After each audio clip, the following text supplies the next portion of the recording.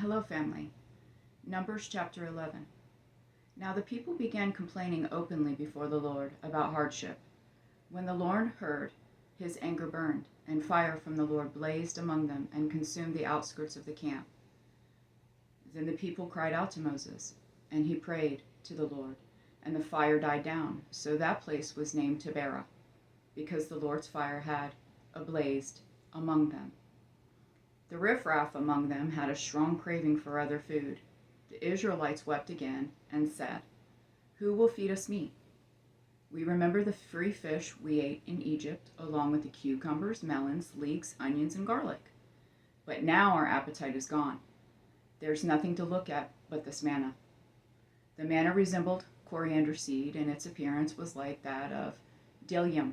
The people walked around and gathered it. They ground it on a pair of grinding stones or crushed it in a mortar, then boiled it in a cooking pot and shaped it into cakes. It tasted like a pastry cooked with the finest oil. When the dew fell on the camp at night, the manna would fall with it. Moses heard the people, family after family, weeping at the entrance of their tents. The Lord was very angry. Moses was also provoked. So Moses asked the Lord, "Why have you brought such trouble on your servant?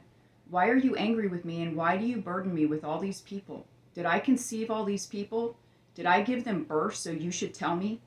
Carry them at your breast, as a nursing mother carries a baby to the land that you swore to give their ancestors? Where can I get meat to give all these people? For they are weeping to me. Give me meat to eat. I can't carry all these people by myself. They are too much for me. If you are going to treat me like this, please kill me right now. If I have found favor with you, and don't let me see my misery anymore." The Lord answered Moses, "Bring me 70 men from Israel, known to you as elders and officers of the people. Take them to the tent of meeting and have them stand there with you. Then I will come down and speak with you there.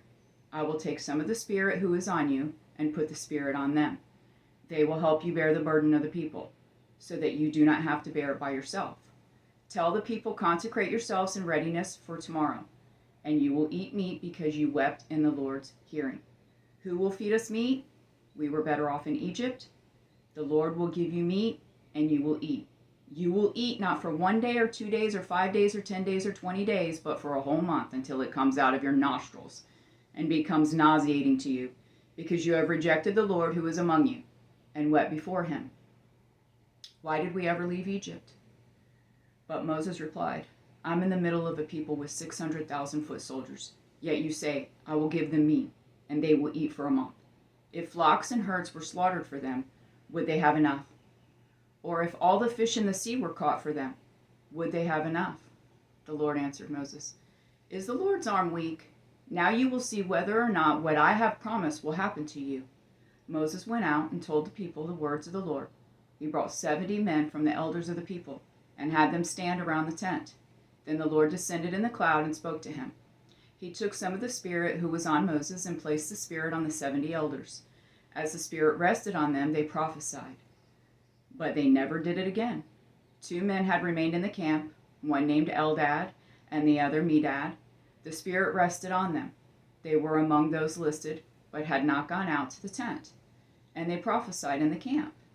A young man ran and reported to Moses, "Eldad and Medad were prophesying in the camp." Joshua, son of Nun, assistant to Moses since his youth, responded, "Moses, my Lord, stop them." But Moses asked him, "Are you jealous on my account? If only all the Lord's people were prophets, and the Lord would place the Spirit on them."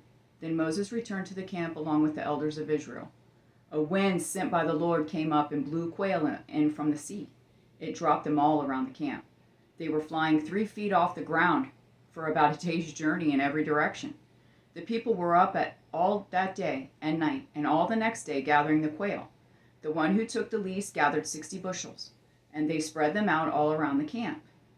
While the meat was still between their teeth, before it was chewed, the Lord's anger burned against the people, and the Lord struck them with a very severe plague.